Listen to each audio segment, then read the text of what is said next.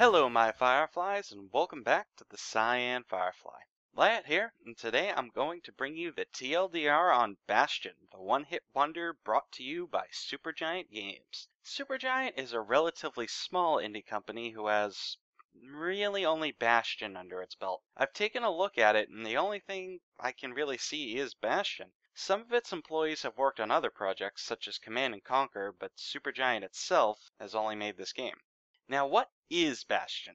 Bastion is an action-y role-playing game with an isometric viewpoint and possesses combat and exploration as its focus.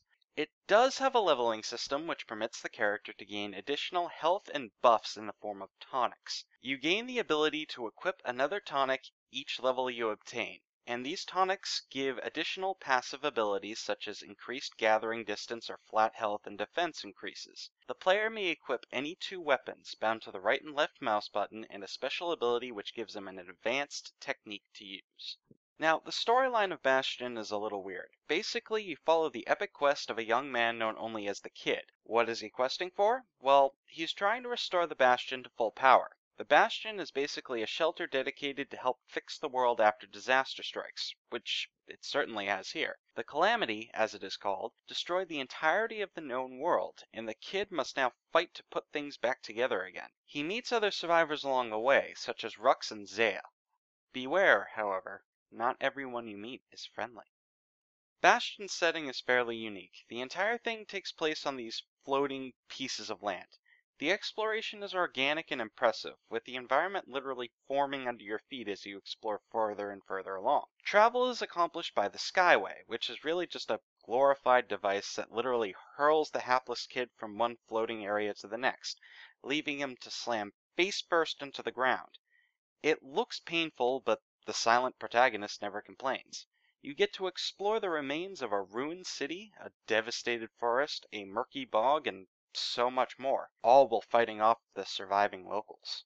Yes, the enemy variety in this game is pretty impressive. It seems like they throw a new, unique creature at you every 10 minutes or so, each with their own weakness and fighting styles. You often have to choose the best weapon combinations to help you along. A slow, heavy hammer and a bow that takes a long time to charge is very little help against a quick enemy that fires at you from afar. It's also not afraid to throw massive amounts of foes at you at once. It can be a little daunting at times, but the struggle is worth it. Perhaps one of the coolest things about this game is how the entire thing is narrated by Rux. The narrator comments on your actions and gives you the context you need to understand what is going on. The voice actor they got for this guy is worth every penny. He is funny, witty, and informative.